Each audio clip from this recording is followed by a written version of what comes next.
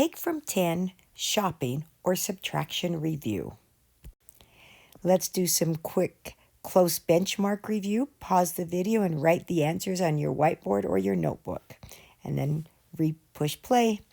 All right, 25's next 10, or the close benchmark, equals 30. 81's next 10, or close benchmark, is 90. 4's next 10, or close benchmark, is 10. 92's next 10, or close benchmark, is 100. Now that's also the big benchmark. 73's next 10, or close benchmark, is 80. And 60's close benchmark is 60. It already is a benchmark, so we just leave it there. All right, let's rename now. Pause the video and practice this. Let's check. 65 equals 40 plus 25. 78 equals 50 plus 28. 91 equals 60 plus 31. 80 equals 40 plus 40. And 39 equals 20 plus 19. All right, let's get ready to take from 10 or to shop. The reason we call it shopping is because this is what we do in real life when we take money to the store. So 52 minus 27. Well, when I go to the store and they ask for 27, I'm going to give them 30 because it's the next 10. Now I need to rename, so 52 equals 30 plus 22. Now with that 30 I give them, they take away 27, and they give me my $3 back, or my change back. They don't do anything with the 22, so it just stays in my pocket or in my purse, and I add it to the $3 that they gave me back to get $25. We do a lot of renaming and practicing with the next 10. So 37's next 10 is 40. I will give them 40. I will still have the 44 with me. Nothing will happen to the 44, so I just bring it down. The 40, I will take 37 out of it. The partner to 37 is 3. So 44 plus 3 equals 47. Remember, this is exactly like picture proof, only instead of drawing a place value drawing, I just write the equations. 82 minus 27. So 27's next 10 equals 30. I will rename 82 as a 30 plus 52. I'll bring the 52 down because nothing's going to happen to it. And the 27 is taken out of the 30. So 30 subtract 27 equals 3. I add it to the 52, and I have 55. Now let's try some 3-digit minus 2-digit. All right, 86, and there's a couple options for this. I'm just going to put the minus 86, and I'm going to get of a 90. I'll take it out of the next 10, which I'm going to label as my close benchmark. To rename it, I'm going to add a 10 to get to 100.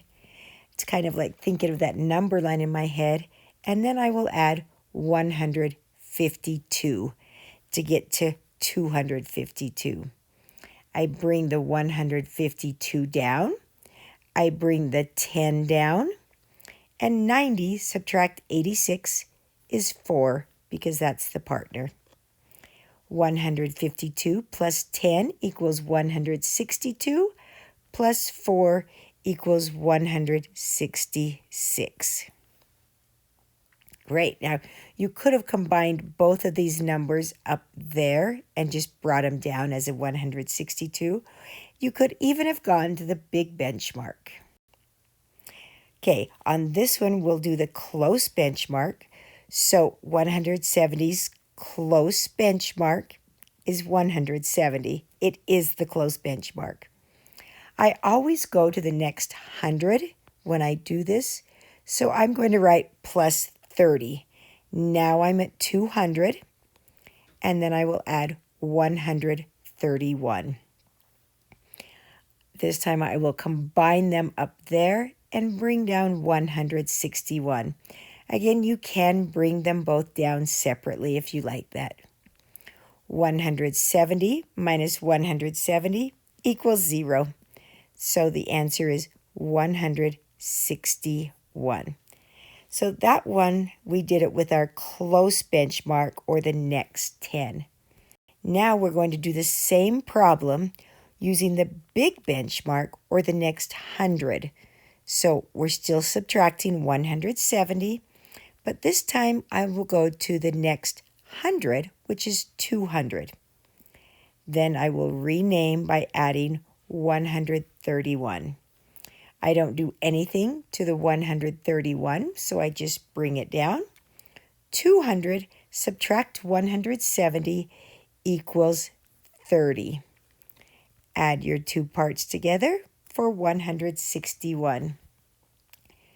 You should have been practicing these, so you kind of know which one you like better. Again, this time we'll do the close benchmark, so we'll minus 291. We're going to go to the next 10, which is actually 300. And then I just need to add 272. I will bring down the 272 because we don't take away anything from that. 300 subtract 291 equals 9. So 272 plus 8 equals 280, plus one more is 281.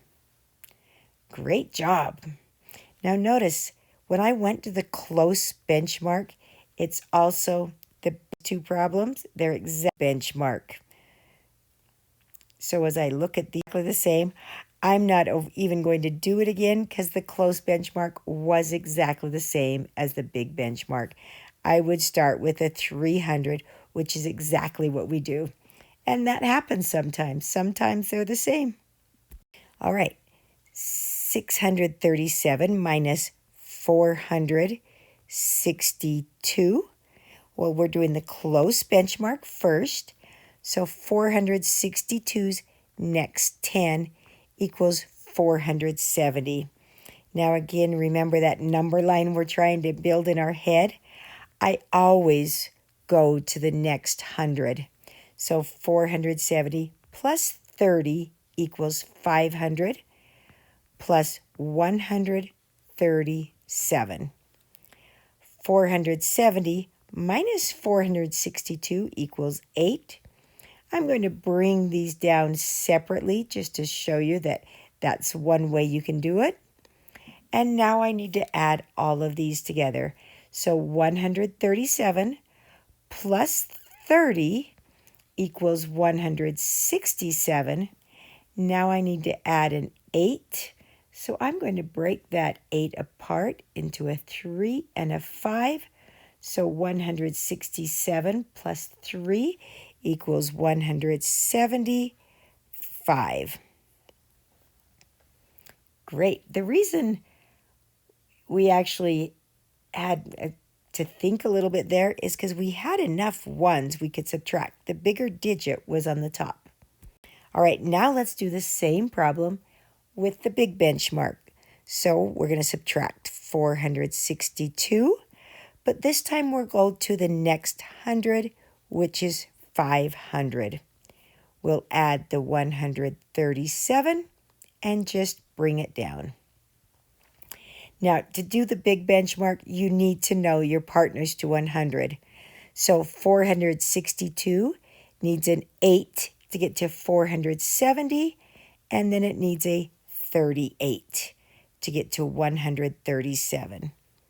Since this is a little bit harder to add, I'm going to write it underneath and do a partial sum. So 100, 30 plus 30 equals 60, 7 plus 8 equals 15. Great job. Notice the exact same answer. Nice job. Shopping is a great strategy because it is what we do in real life with money. By now, you start combining strategies. For example, we use some partial sums there. So keep up the great work.